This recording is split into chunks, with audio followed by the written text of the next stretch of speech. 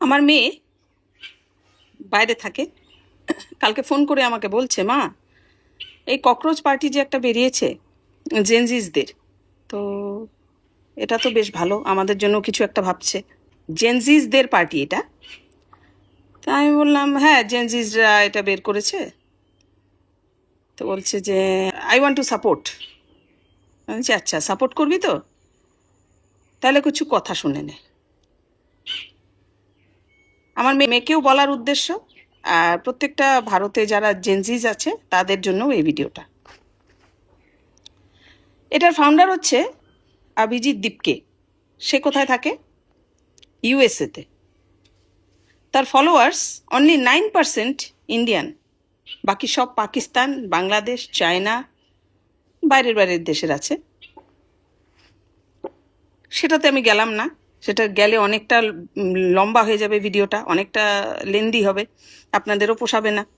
অনেকে তো ভিডিওর শেষে লেখে যে অনেকটা বোরিং হয় আমার ভিডিও। আমি এত কিছু বলতে যাব না, আমি শুধু এতটুকুই বলবো, 2020 সালে এই অভিজিৎ দীপকে যারা এনআরসি, সিএএ এগুলো নিয়ে কিন্তু প্রোটেস্টে নেমেছিল, নেমে কার হাত ধরেছিল? উমর খালিদ, যে কিনা এখন জেলে আছে। উমর খালিদ সেই যারা ভারত তেরে টুকরে হোঙ্গে এটার স্লোগানে বিশ্বাসী। বোঝা গেল? জেনজিসরা একটু বুঝে শুনে কাজ করো, কোনো পলিটিক্যাল পার্টিকে সাপোর্ট করো। এই উমর খালিদই দিল্লি রাইটসে ছিল, যার জন্য জেল হয়েছে। তার জন্য এই দিল্লি রাইটসে 53 জন মারা গেছে শুধু এই সব লোকের জন্য, অভিজিৎ দীপকেদের মতো লোকের জন্য।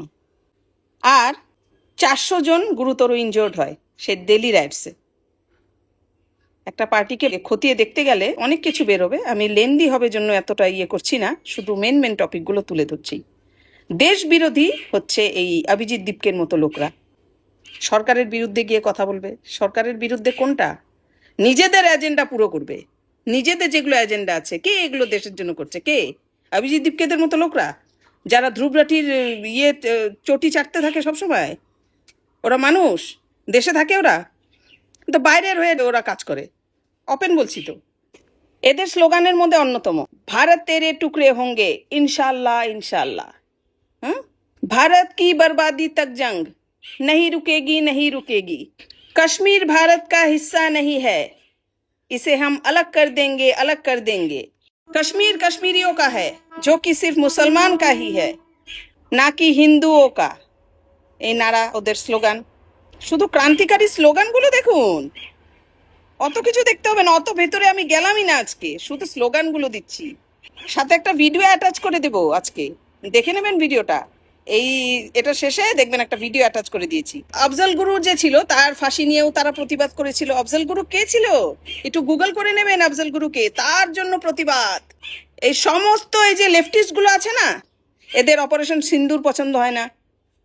কাশ্মীরের মধ্যে শুধু মুসলিম থাকবে, আফজল গুরুর মতো টেরোরিস্টদের এরা সাপোর্ট করে, ভারত তেরে টুকরে হোঙ্গে এটা স্লোগান দেয়। তারপরে ওদের মধ্যে আরেকজন ক্রান্তিকারী ছিল না, শারজিল ইমাম। আসামকে কেটে ফেলে দিতে হবে স্লোগান, মেন স্লোগান ওদের, আসামকে ভারতবর্ষ থেকে কেটে ফেলে দাও। জুতো মেরে না মুখ লাল করে দেবো, একদম জুতো মেরে মুখের মধ্যে। আসামকে কেটে ফেলবে ভারতবর্ষ থেকে? বাপের দৌলত পেয়েছো? হ্যাঁ, জেনজিসরা ওই যে শারজিল ইমাম আর ওই যে উমর খালিদের মতো যদি জেলে না থাকতে হয় না, এই অভিজিৎ দীপকের মতো লিব্রান গ্রুপের সাথে একদম মেশা বাদ দিয়ে দাও। এদেরকে আনফলো করো, একদম টোটালি আনফলো করো, নাহলে জীবনটা নরক হয়ে যাবে। বাবা মা এত কষ্ট করে ছোটবেলা থেকে পালন পোষণ করে যেভাবেই ও খাওয়াচ্ছে পড়াচ্ছে, তো দেশদ্রোহীর ট্যাগটা লাগিও না নিজেদের মধ্যে। দেশদ্রোহীর ট্যাগটা অন্তত লাগতে দিও না নিজেদের মধ্যে। একটা বাবা মা সবসময় এটাই চায়। কোনো বাবা মা চায় না আমার ছেলে মেয়ে দেশদ্রোহী হোক। প্রত্যেকটা বাবা মা চায় যে খাই না খাই আমার ছেলে মেয়ে যেন দেশভক্ত হয়। তো সেই এই যে অভিজিৎ দীপকেদের মতো লোক, এগুলো সব বাইরে থেকে থেকে থেকে ফান্ডিং পেয়ে এগুলো সমস্ত এইসব পার্টি ক্রিয়েট করে। দীপকেজি থেমে গেল কেন? ফলোয়ার্সগুলো সমস্ত বট ফলোয়ার, ওগুলো সমস্ত বট ফলোয়ার সমস্ত ওর প্রোফাইলে আছে, দেখবেন। আমি এত ডিপে যাচ্ছি না আজকে, তাও বড় হয়ে যাচ্ছে ভিডিওটা দেখুন।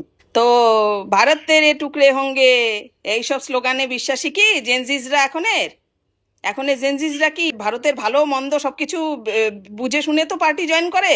আমি কখনো বলি না কাউকে যে যে যেই পার্টি করো তাদের নিজের ব্যাপার, একদম পার্সোনাল চয়েস পার্টি করাটা, কিন্তু পার্টি করতে করতে এটা ভুলে যেও না যে ভারতবর্ষের অঙ্গ তোমরা, ভারতের জন্য কাজ করবে। যে কোনো পার্টি আসুক ভারতের জন্য কাজ করবে। যারা ভারতকে টুকরো করার কথা বলে, আসামকে ভারতের থেকে আলাদা করে দেবে, কাশ্মীর কাশ্মীরিও কা হ্যাঁ, এগুলো তো ভারতের জন্য কাজ না, না?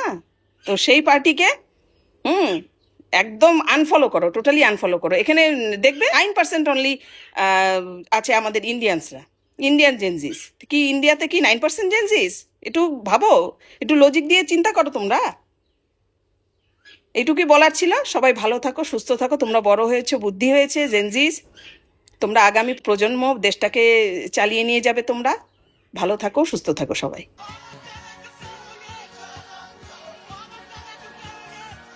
असाम को काटना हमारी जिम्मेदारी।